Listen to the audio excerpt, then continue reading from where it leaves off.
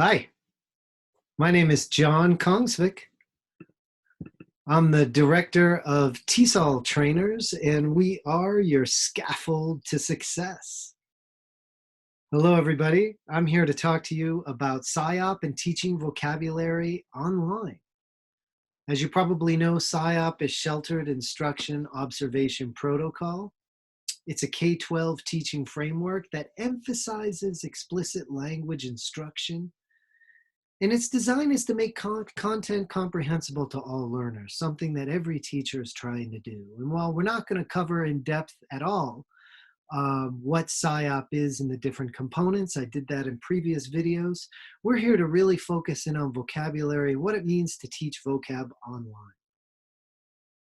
So let's take a look at what's in a word. There are actually 4 components to any vocabulary word. We've got form, what it looks like, how it's spelled; usage, how it's used; meaning, what it signifies; and of course, pronunciation, what the word means. These are 4 components: form, usage, meaning, and pronunciation, or FUMP. And all 4 are important really for students to own the vocabulary. We don't want them to rent it for an hour or for a week. We really want them to own it, and we want it to become part of their lexicon. And we do that by focusing in on these 4 components. So let me give you an example using one of my favorite words from a West African language, Bambara, that I happen to speak. And the word is, as you can see in the form, Bagabagara, or bagabagara. So say it with me, say ra, bagara, bagabagara. That's right. And what it means is pissed off or very angry. And this is how you would say it in a sentence. You would go, bagabagara, I'm really angry. Say it with me, say bagabagara. Exactly. If somebody's around you right now, look at them and say bagabagara. That's right. These are the 4 components of vocabulary: form, usage, meaning, and pronunciation, or FUMP. Okay, so here's some facts about vocabulary. Teachers use the term more frequently than their students do. In fact, we use the words about 7 or 8 times more than our students do, even though they're the ones who need the practice. Most of the time and energy is spent on form and meaning, and very little time is spent on usage and pronunciation.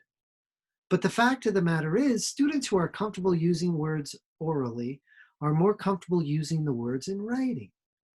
If it comes out of the mouth, eventually it will come out of the pen. If it doesn't come out of the mouth, guess what? It's not going to come out of the pen. And teachers, when has it ever been different? So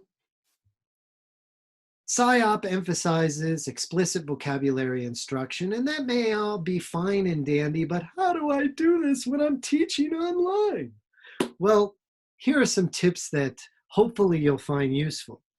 We can vary the activities, even online. We can offer tons of opportunities, as many as we can. Try to cover all aspects of FUMP, not just form and meaning. We can look for ways to always assess their learning. And we can be generous, get students to actually do more than we do with the words. So let's unpack these strategies and look for a couple of different things that you can try when you're teaching online.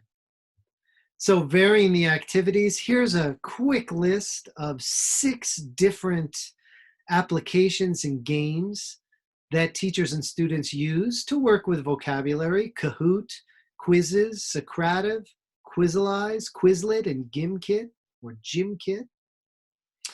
And these are all different ways. Many of you are probably familiar with a couple of these. These are just different ways that we can get our students to interact with the vocabulary in a fun, meaningful way. Let me show you some more.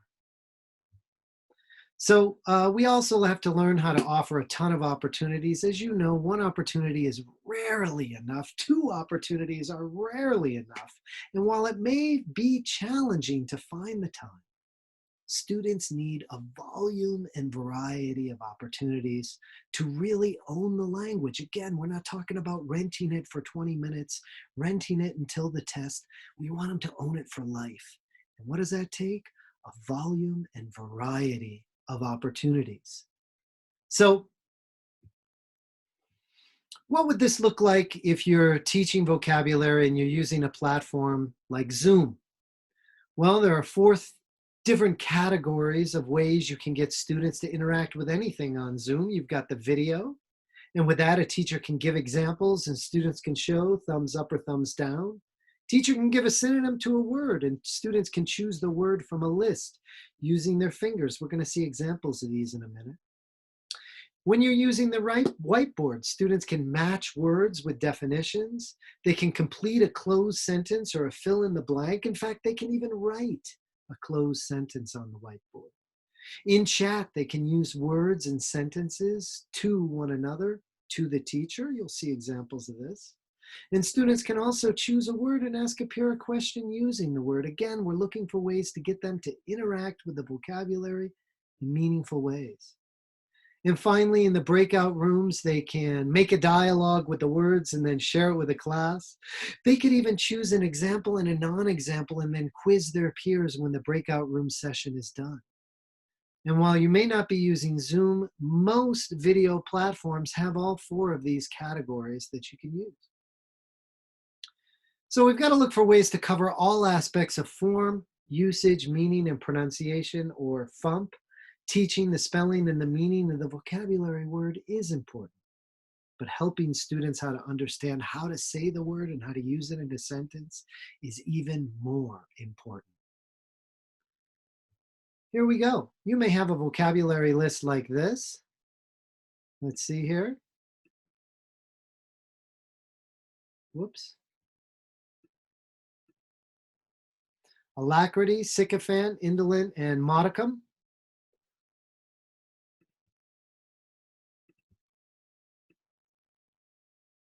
Alacrity, we could draw a line, means eagerness. Sycophant means flatterer. Indolent means lazy. Modicum means a small piece. Exactly, we could do that. We could also do this.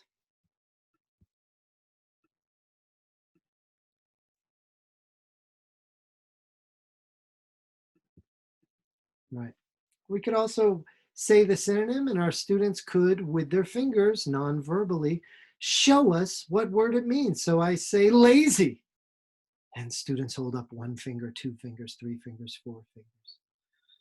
I say a small piece. Hopefully they hold up four fingers. I say flatterer. Modicum. Go the other way. Right on.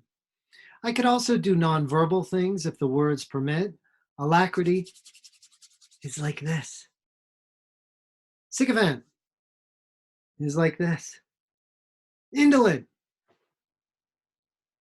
Modicum. Look at how many different ways I can get my students to interact with the vocabulary physically, non-verbally, or visually.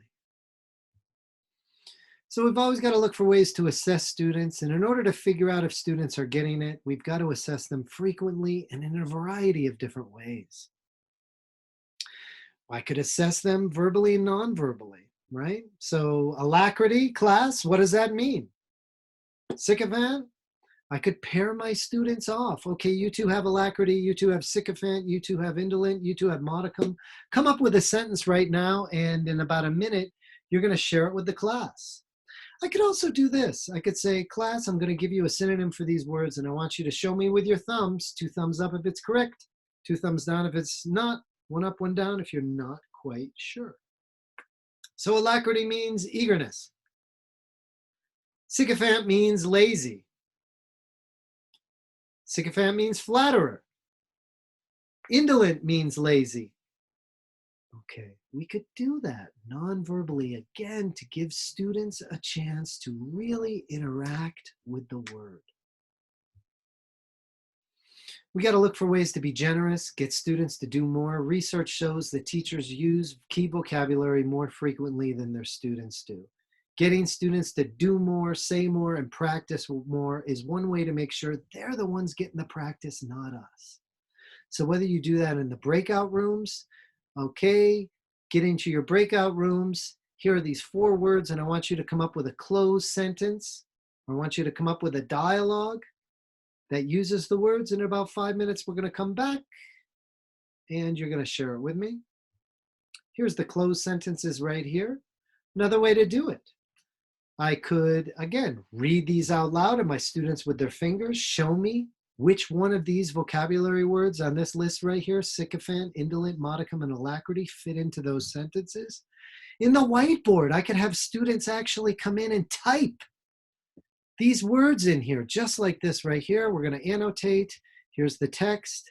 When I teach with alacrity, I feel like students get more out of the class.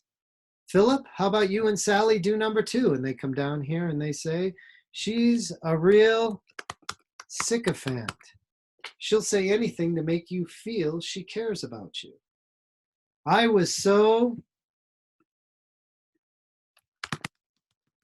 indolent yesterday that I spent the day on the couch binge watching Netflix. And finally, if I had a modicum of luck, I would play the lottery. Another way to do it is right here.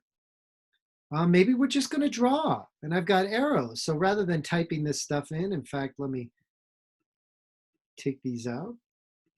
Here's my whiteboard right here, and I have them draw it. I say, when I teach with, show me with your fingers, class, which one is it? Exactly, it's alacrity. I get more out of it. How about number 2? She's a real, show me with your fingers, or type the answer to me in chat. And then to check it, either I or a student comes up and they draw the arrow right there. I was so, show me with your fingers, or chat, indolent yesterday that I spent the day on the couch binge watching Netflix. And if I had a modicum of luck. So look at the different ways we can work with this. If I write these closed sentences, or if my students write these closed sentences, what they can do is non-verbally show me what the words are, chat the words, get with a partner and come up with it. They can go in there and type it in. I can type it in. They can draw those arrows, or I can draw those arrows. And ultimately, we're just looking for ways to get students to interact in a meaningful way with the vocabulary. So let me clear this out. And let's get back to this. Okay, so here are some vocabulary tips right here. Oops. Get this out of the way. Vary the activities, offer tons of opportunities, cover all aspects of form, usage, meaning, and pronunciation. Always assess learning. And above all, be generous. Get students to do more. So, I hope you enjoyed this brief presentation on teaching vocabulary online with SIOP in mind. My name is John Kongsvik. I'm the director of TESOL Trainers, and we are your scaffold to success. www.tesoltrainers.com. All right. I will see you guys a little later. Bye-bye for now.